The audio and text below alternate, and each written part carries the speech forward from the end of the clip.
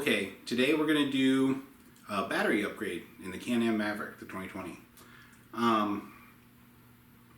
It came with a 15 amp hour battery stock. We're going to jump it up to a 30 amp hour battery just to help out with, there's a radio in it now, the light bar, and so you can let the radio play and stuff for a little bit and make sure you have power left in case you need your winch while you're out there.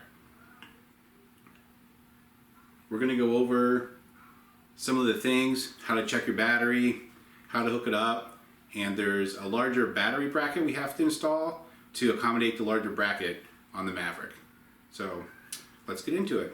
Okay, here's our battery analyzer tool that we got at Harbor Freight. Checked out some reviews. This thing seemed to be, pretty good for the price you pay for it. I can't remember how much exactly it was. I'm guessing it was around $70. Not too bad, but worth every penny if you have a lot of vehicles that need batteries replaced and maintained frequently. Okay, we're hooking up the analyzer tool now.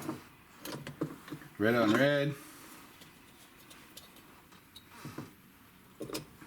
Black on black. Oh, she's totally dead.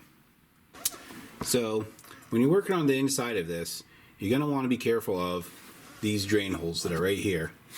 Because if you're working on any of this stuff over here, and you drop one of these screws, and it goes down in there, you might as well kiss it goodbye, because it's going to be really hard to get back out, because you got your skid plate underneath there.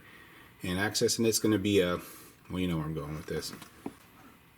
So, I just put some masking tape over it, but a rag will work, or anything just to plug that hole up, so if you lose a nut or a bolt, it's not gone forever.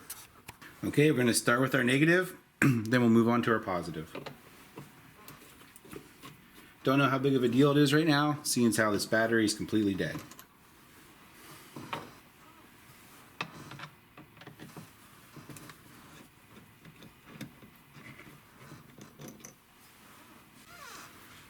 We got ourselves a 10 millimeter with an extension to get down in there.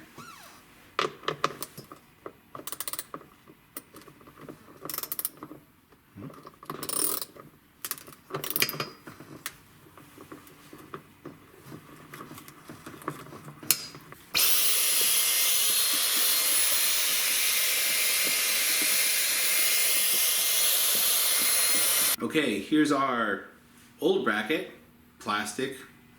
Here's our new bracket. It's all metal. It's quite a bit nicer, but once again, it's like 50 bucks for a battery bracket. So it looks like we have to take these little rubber guards, protectors, off of the original one and put them onto the new metal one. Okay, here's a side-by-side of the old battery versus the new one. So it's twice as big with thickness-wise, I guess, or width-wise, and it's a little bit taller too. So that's just for a size comparison. I did get this battery from the dealership. Maybe able to save some money, find an aftermarket battery. I don't know how critical it is that you get one directly from the dealership. I'm taking a quick minute here and putting my battery tender leads on. It's kind of one of the reasons I had to get a new battery in the first place, because I only got this machine about a year ago and I never took the time to put a battery tender leads on it. So, and it seemed to be fine for a while, but I came back from a long weekend playing the radio and running around, noticed the battery was a little low, so I put it on just a normal battery charger, 2 amps, trickle charge, but the problem is it doesn't have a automatic shut off. Well, just getting back from a trip, I put it on, went to bed, woke up the next morning, and I think what happened is I boiled my battery. Apparently you can overcharge your batteries and they just won't hold a charge anymore. So for the rest of the season last year, I was just charging it up before I went out every time, hoping it would make it. So I really recommend getting one of these battery tenders on there as soon as you possibly can. Okay, I'm taking my battery bracket because this can't go back in there once you set the battery. So what I'm going to try and do here is tuck this over here out of the way, try and drop the battery down in there, and then get this to go back over it. Just put it straight in there, because once the battery's in, you don't have enough clearance to get this bracket in over this bar. Okay, something else I did that will probably make your life a little easier. I cut some electrical tape in half and wrapped it around like those posts, because there's those little dogs that slide around in there. Put these in just so when I take these out and put them back in, they stay in place. I've been aggravated many times in the past trying to get this all lined back up because that will move around in there. So take a second now, do this. It'll save you some aggravation later.